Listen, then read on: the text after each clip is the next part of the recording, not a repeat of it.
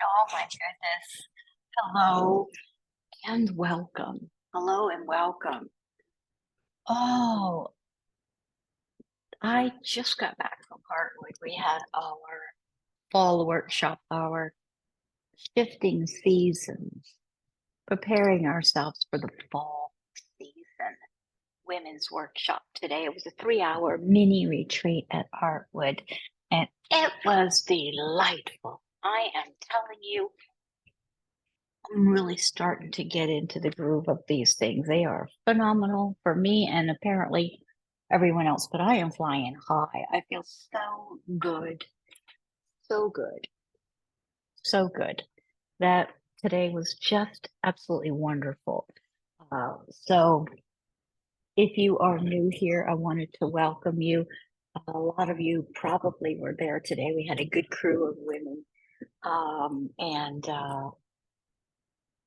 complete with my little sunflower hair clip. So the message today, our intention today was I shift beautifully into the season of letting go. I shift beautifully into the season of letting go. I shift beautifully into the season of letting go. So let's put some music on to help me bring myself present here because I'm a bit elated. I'm completely exhausted. It's neat when you're exhausted and elated at the same time. And it's really neat that you could be two things at one time and observe that. Um, and so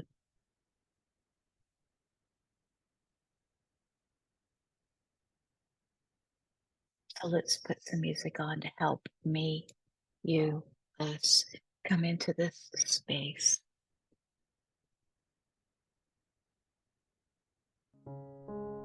Into this moment, into this moment in time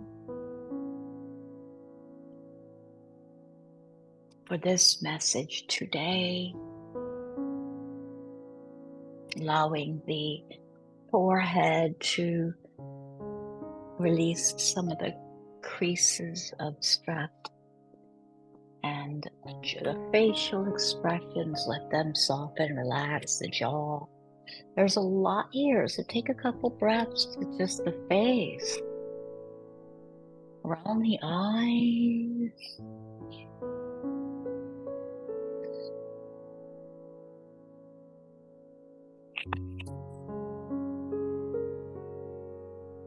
Maybe the neck, releasing the neck, taking side to side, letting the shoulders come down away from those ears. Back a little bit. There you go, welcoming the breath. Nice draw in. You don't have to be so whipping it in. Take your time with the breath, enjoy and savor this precious breath of life, eh? Let's just breathe it in. And release it whenever you're ready. Letting the face soften as that breath comes out, feeling the whole body kind of melt a little bit with that exhale. No rush. Hang out until you're ready to breathe another breath in. I like hanging out down there. The body lets you know when you're ready to take another one in, and it'll let you know how deep to take it. So not all of them are super deep, right? I do a few here, but make sure you get some that are deep. Hold on to that breath. Let it circulate a little bit. Let it out a little bit slower and longer. And then we got something called a practice.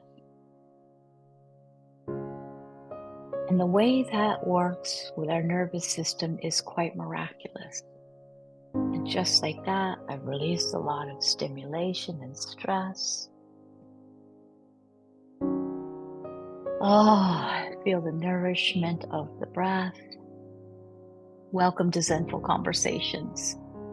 Thanks if you were one of the ladies that came by today to the workshop. Thanks so much for supporting this community. We are here in this community every single day. Although in January the format's going to change. I don't think we're going to be doing this specific thing every day, but we're not going anywhere. We'll be doing something, so we'll figure it out when it comes along. But I don't see me quite leaving this subject so much. I'm not ready to go on to anything else. I just think we're going to hang out and get a little bit deeper in this space, whatever that means.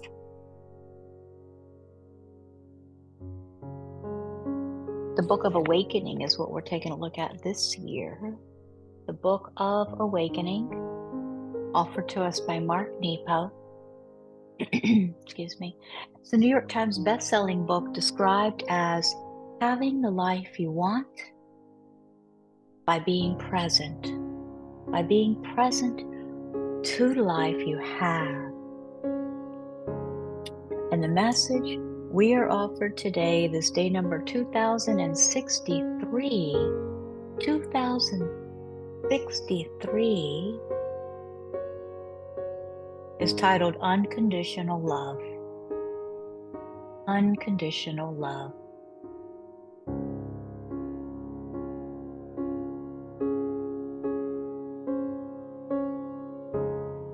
Unconditional love is not so much about how we receive and endure each other,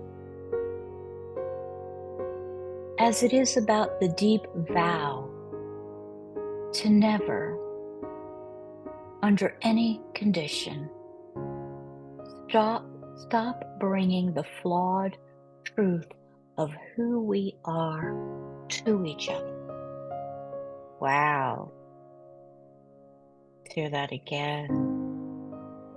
Unconditional love is not so much about how we receive and endure each other, as it is about the deep vow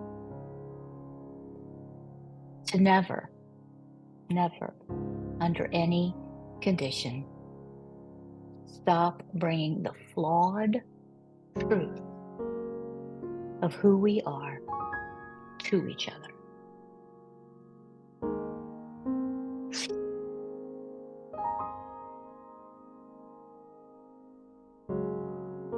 Much is said about unconditional love today, and I fear that it has been misconstrued as an extreme form of turning the other cheek, which to anyone who has been abused is not good advice.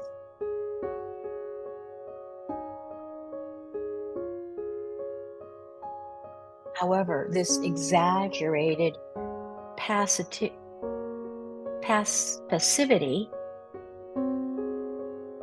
is quite different from the unimpeded flow of love that carries who we are. In truth, unconditional love does not require a passive acceptance of whatever happens in the name of love. Rather, in the real spaces of our daily relationships, it means maintaining a commitment that no condition will keep us from bringing all of who we are to each other honestly.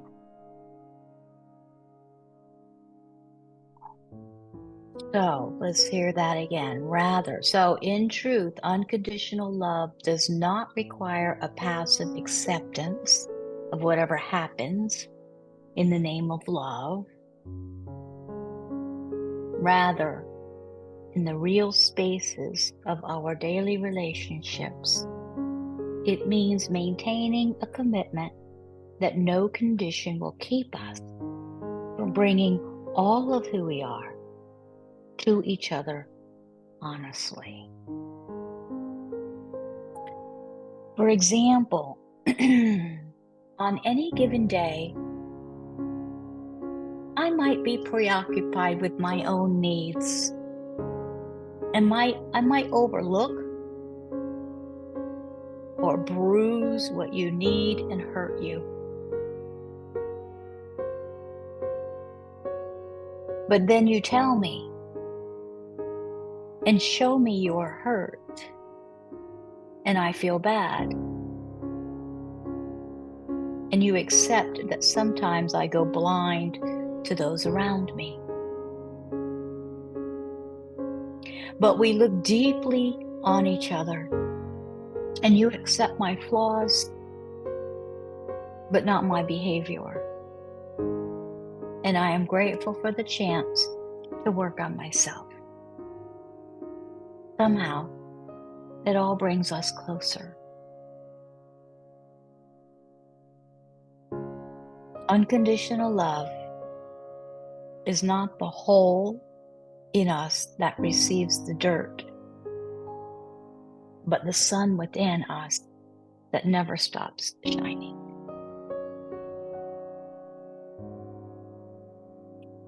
I'm going to leave that conversation for us to decipher, because that is loaded with many different variables, right? I'll tell you what I do like in there.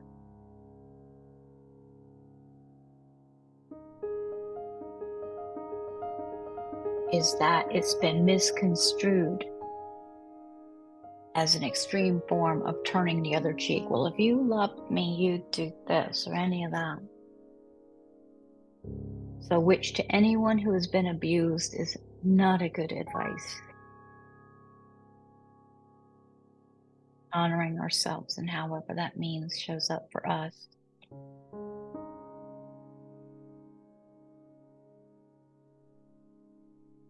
Unconditional love is the sun within us that never stops shining.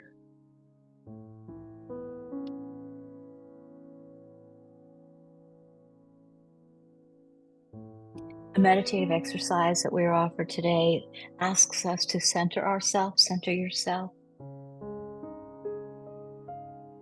and consider a relationship in which you have recently endured some pain in the name of love.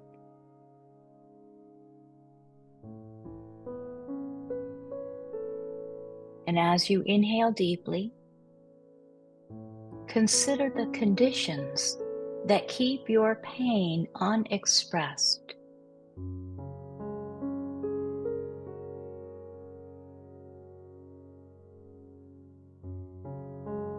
As you exhale deeply, consider being unconditional,